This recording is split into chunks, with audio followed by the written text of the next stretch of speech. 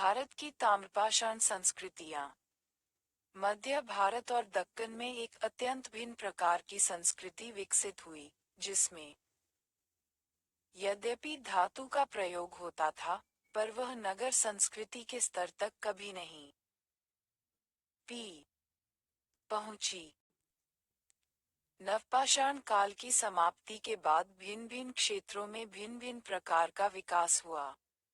एक और जहां सिंधु और सरस्वती नदियों की घाटियों में धीरे धीरे एक पूर्ण विकसित सभ्यता का उद्भव एवं विकास हुआ, वहीं दूसरी ओर मध्य भारत और दक्कन में एक अत्यंत भिन्न प्रकार की संस्कृति विकसित हुई, जिसमें यद्यपि धातु का प्रयोग होता था, पर वह नगर संस्कृति के स्तर तक कभी नहीं पहुंची।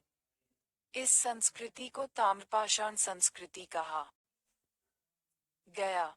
इनमें से कुछ संस्कृतियां हड़प्पा की संस्कृति की समकालीन थीं और कुछ अन्य संस्कृतियां निश्चित रूप से हड़प्पा की संस्कृति के बाद की थीं।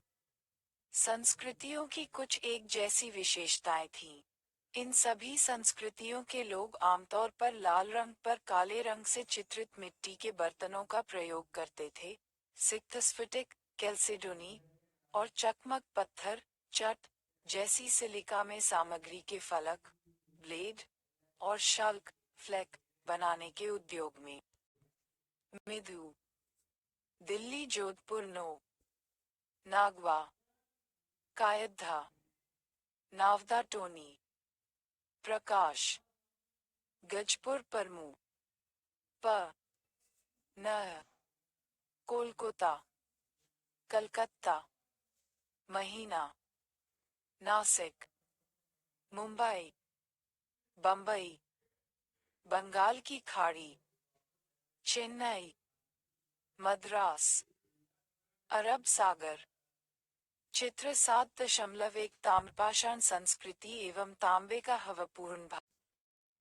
उन्हें विशेषज्ञता प्राप्त थी और तांबे तथा कांसे के औजार भी बनाते थे, पर सीमित पैमाने पर वे अपने जीवन निर्वाह के लिए खेती और पशुपालन पर निर्भर थे और साथ ही शिकार और मछली पकड़ने का धंधा भी करते थे। कुछ महत्वपूर्ण ताम्रपाषाण संस्कृतियां हैं। आहार संस्कृति, लगभग 2800-1500 ईसा पूर्व। कायथा संस्कृति, लगभग 2450-1700 ईसा पूर्व। मालवा संस्कृति, लगभग 1900-1400 ईसा पूर्व। मालदा संस्कृति, लगभग 2300-2000 ईसा पूर्व। जोरवे संस्कृति, लगभग 1500-900 ईसा पूर्व। प्रभास संस्कृति, C.2000-1400 ईसा पूर्व। रंगपुर संस्कृति, लगभग 1700-1400 ईसा पूर्व। इन ताम्रपाषाण संस्कृतियों की सबसे प्रमुख विशेषता है उनके विशिष्ट प्रकार के चित्रित मृदभांड। कायथा संस्कृति अपने उन मजबूत लाल लेप वाले मृदभांडों के लिए प्रसिद्ध है, जिन पर चॉकलेटी रंग से तरह तरह के चित्र बने हुए हैं। इस संस्कृति की एक अन्य विशेषता है लाल रंग से चित्रित पांडुभांड और उत्कीर्ण नमूनों वाले ककतित भांड। आहार संस्कृति वाले लोग काले, लाल रंग के बर्तन बनाते थे, जो सफेद डिजाइनों से सजे होते थे। मालवा के बर्तन बनावट में कुछ अंधड़ हैं, लेकिन उन पर मोटा लेप लगा है, जिसकी सतह पर लाल या काले रंग में डिजाइन बने होते हैं। प्रभास और रंगपुर के मिट्टी के बर्तन हड़प्पा संस्कृति से लिए हुए हैं, लेकिन उनकी सतह चमकदार है, जिसकी वजह से उन्हें चमकीले लाल भांड भी कहा जाता है।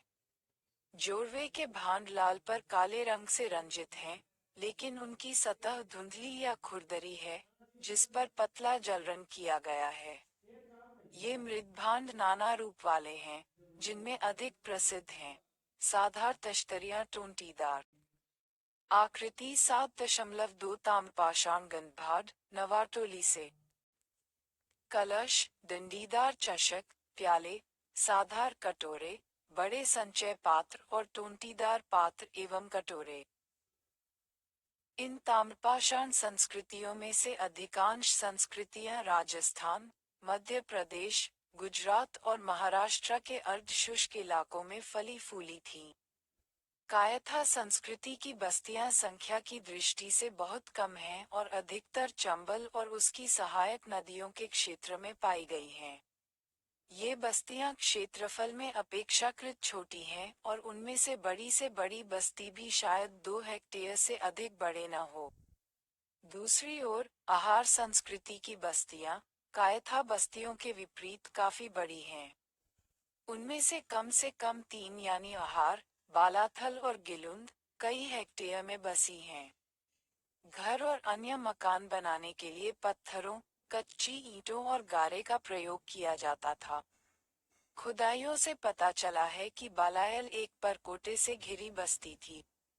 मालवा संस्कृति के लोग अधिकतर नर्मदा और उसकी सहायक नदियों के क्षेत्र में बसे थे।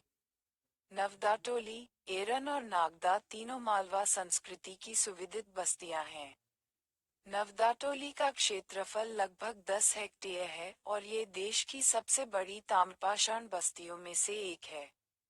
ये देखा गया है कि इनमें से कुछ बस्तियां प्राचीर युक्त थीं और नागदा में तो एक कच्ची ईंटों से बना बुर्ज भी है। एरन के चारों ओर एक खाई के साथ साथ परकोटा बना हुआ था। खेद का विषय है कि प्रभास संस्कृति की आधा दर्जन बस्तियों का ही पता चला है। रंगपुर संस्कृति के पूर्वस्थल अधिकतर गुजरात में घेलो और कालूभर नदियों के क्षेत्र में पाए गए हैं। जोरवे की बस्तियां संख्या की दृष्टि से अधिक हैं। महाराष्ट्र में 200 से अधिक बस्तियों का पता चला है। प्रकाश, दाइमाबाद और इनाम गांव इस संस्कृति की सुप्रसिद्ध बस्तियां हैं।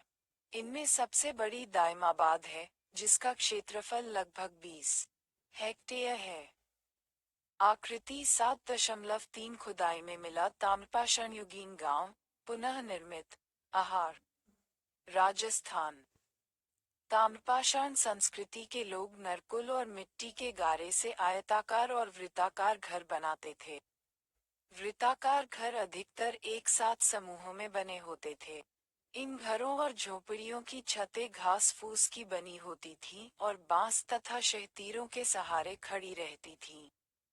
फर्श कूट कूट कर चिकनी मिट्टी से बनाए जाते थे और झोपड़ियों को भंडारघर के रूप में भी काम में लिया जाता था। लोग पशु पालते थे और बारी बारी से खरीफ और रबी दोनों फसलें उगाते थे। गेहूं और जौ की खेती मालवा क्षेत्र में की जाती थी। चावल इनामगांव और आहार के खुदाई स्थलों में पाया गया बताया गया है। ये लोग ज्वार और बाजरा भी उगाते थे और कुल्थी, रागी, हरे मटर, मसूर और हरे व काले चनों की खेती करते थे। लगभग ये सभी ताम्रपाषाण संस्कृतियां काली मिट्टी वाले प्रदेश में पनपी और फली फूली थीं।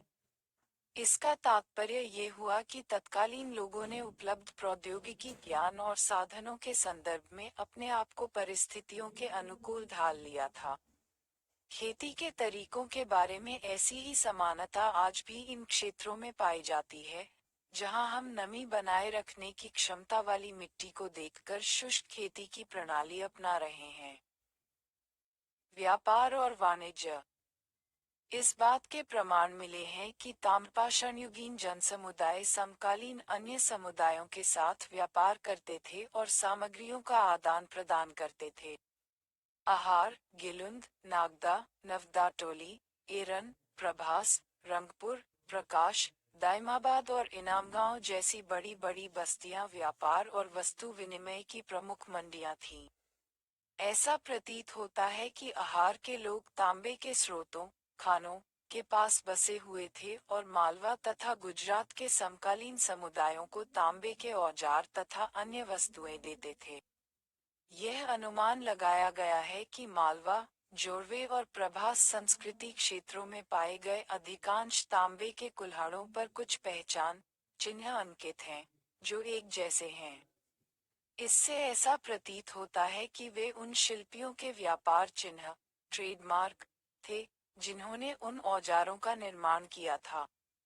कंगन चूड़ियां बनाने के लिए सीपियां व कौड़ियां सौराष्ट्र के समुद्र तट से व्यापार के जरिए अन्य ताम्रपाषाणीय क्षेत्रों को भेजी जाती थीं।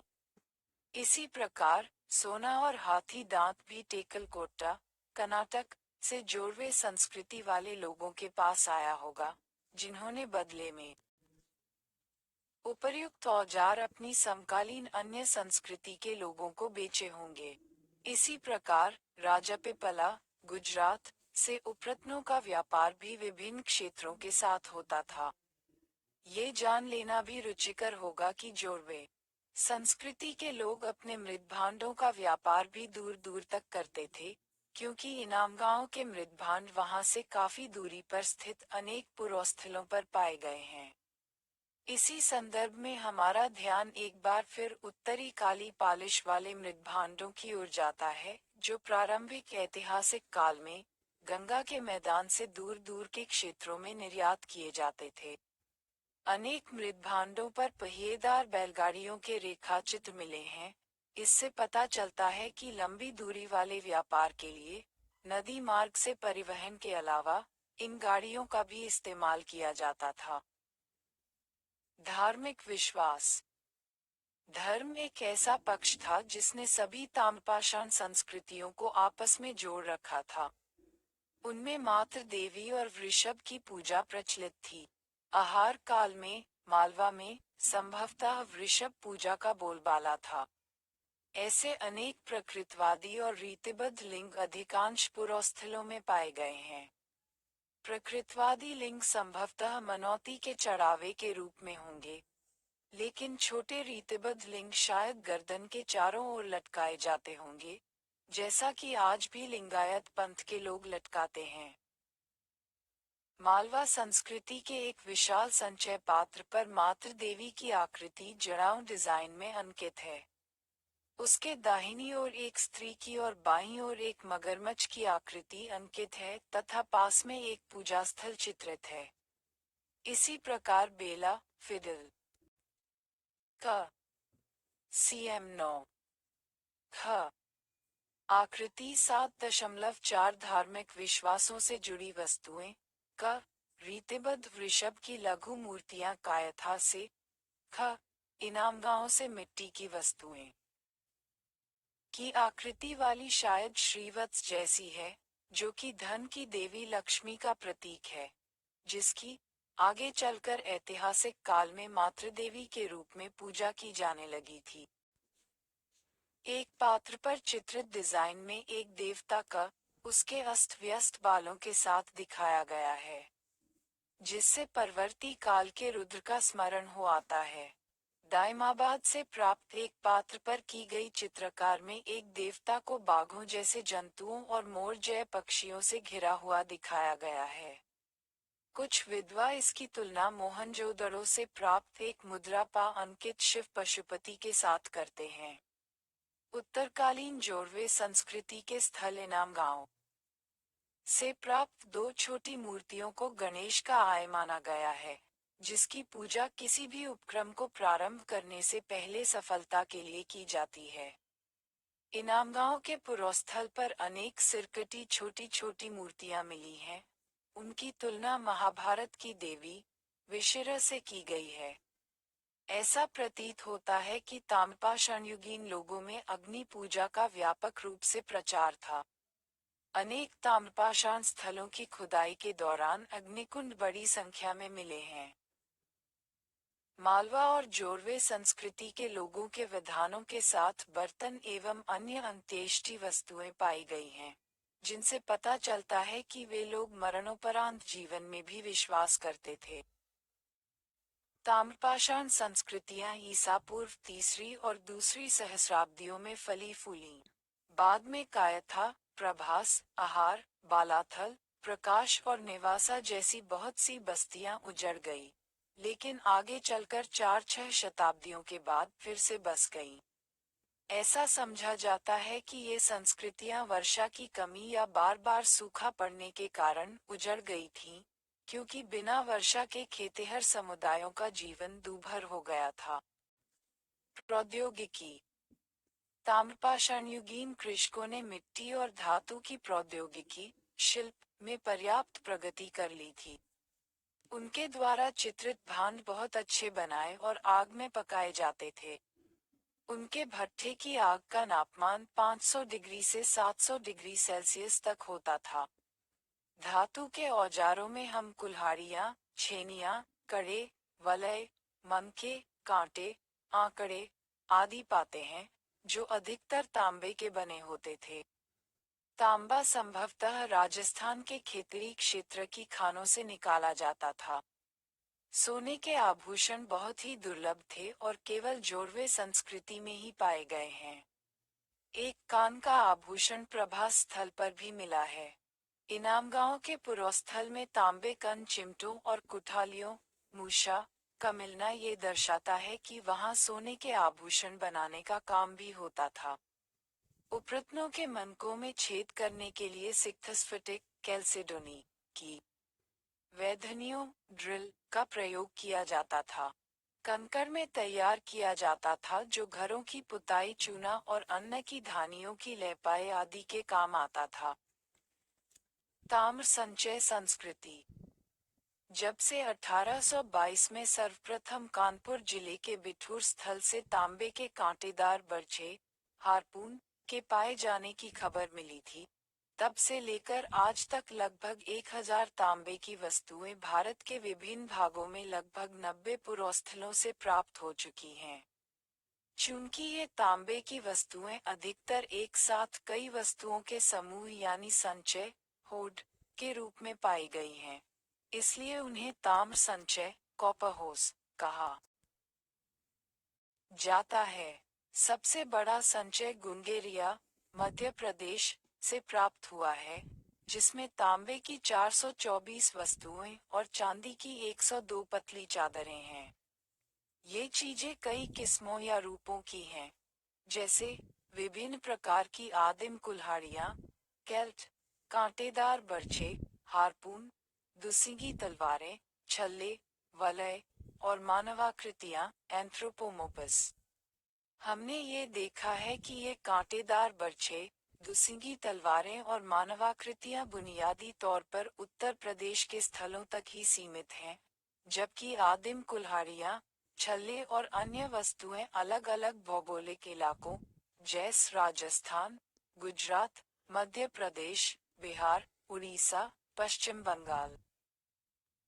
12 को आकृति 7.5 ताम्र संचय की वस्तुएं M1।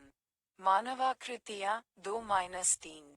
दुसिंगी तलवारें 4-5, 7। कांटेदार बर्छे 6। वलय 8-11। आदिम कुल्हाड़ियां 12-13। छद्दार आदिम कुल्हाड़ियां। आकृति 7.6 गैरिक मृदभान संस्कृति और महाराष्ट्र में भी पाई गई हैं। इन ताम्र वस्तुओं के वैज्ञानिक विश्लेषण से पता चला है कि वे खुले या बंद सांचों में ढालकर बनाई गई थीं। ये वस्तुएं आमतौर पर शुद्ध तांबे की बनी हुई हैं, हालांकि उनमें से कुछ में नगण्य मात्रा में अन्य धातुएं भी मिली हुई पाई गई हैं। इन कांस्य संचयों का स्रोत संभवतः खेतड़ी क्षेत्र की तांबे की खानें और उत्तरांचल के अल्मोड़ा जिले के पहाड़ी क्षेत्र रहे होंगे। इन ताम्र संचयों में हथियारों और औजारों के साथ साथ पूजा की वस्तुएं भी पाई गई हैं। कांटेदार बर्छियों और दुसिंगी तलवारों का प्रयोग तो हथियारों के रूप में किया जाता होगा, जबकि आदिम कुल्हाड़ियों तथा कुठारों का इस्तेमाल औजारों के रूप में होता होगा। ऐसा लगता है कि छद्दार कुल्हाड़ियां खानों से खनिज खोदकर निकालने के काम आती थीं। पाई गई मानवाकृतियों में से कुछ तो काफी भारी और बड़ी हैं। उनका भार कुछ किलो तक और लंबाई 45 सेमी तक और चौड़ाई 43 सेमी तक है। संभवतः इन आकृतियों की पूजा की जाती थी। आज भी समस्त उत्तर भारत में ऐसी ही शनि देवता की मूर्तियों की पूजा की जाती है, जिनका आकार 4-10 सेमी होता है। ये बताना बहुत कठिन है कि इन ताम्र संचयों के निर्माता कौन थे। गंगा के मैदान में इन ताम्र संचयों की कुछ वस्तुएं गैरिक मृदभांडों (OCP) के साथ पाई गई हैं, जिनके बारे में हम आगे चर्चा करेंगे। गैरिक मृदभांड संस्कृति। हड़प्पा की परिपक्व सभ्यता के उत्तरकाल में गंगा के मैदान के ऊपरी भागों में एक ऐसी संस्कृति फल फूल रही थी जो अपने चमकीले लाल लेप वाले और काले रंग से चित्रित मृदभांडों के लिए पहचानी जाती है। ये मृदभांड गंगा के मैदान के उत्तरी भागों में सर्वत्र पाए गए हैं। इस क्षेत्र में खुदाई के दौरान ये पाया गया है कि जिन पुरोस्थलों से ये मृदभांड मिले हैं, वहां कभी जोरदार बाढ़ें आई थीं। कुछ विद्वानों का विचार है कि गंगा का समस्त ऊपरी मैदान काफी लंबे समय तक पानी में डूबा रहा था। गैरिक मृदभांड संस्कृति के लोग तांबे के औजारों का इस्तेमाल करते थे और चावल, जौ, चना और केसरी की खेती करते थे। गैरिक मृदभांडों और हड़प्पाई भांडों की आकृतियों में काफी समानता पाई जाती है। उत्खनन कार्यों के दौरान एटा जिले के सैपई स्थल पर ताम्र संचय की वस्तुएं गैरिक मृदभांडों के साथ पाई गई थीं। इसी प्रकार गंगा यमुना दोआब में जहां जहां ताम्र संचय मिले हैं, वहां लगभग सभी स्थलों पर गैरिक मृदभांड भी पाए गए हैं। इसे देखते हुए कुछ विद्वानों का विचार है कि दोआब में ताम्र संचयों का संबंध गैरिक मृदभांड संस्कृति के लोगों से रहा है, लेकिन बिहार, बंगाल और उड़ीसा में उनका सांस्कृतिक साहचर्य स्पष्ट नहीं है।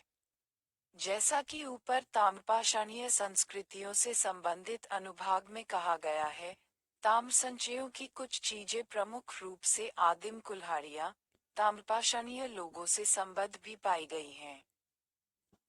इसके अतिरिक्त ऊपरी गंगा घाटी के कुछ अन्य स्थलों, जैसे बहदराबाद, नसीरपुर, हरिद्वार, राजपुर, परशु, मेरठ, बिसौली, बदायूं और बहेड़िया, शाहजहांपुर में पहले की खुदाइयों में ताम्र संचय पाए गए थे।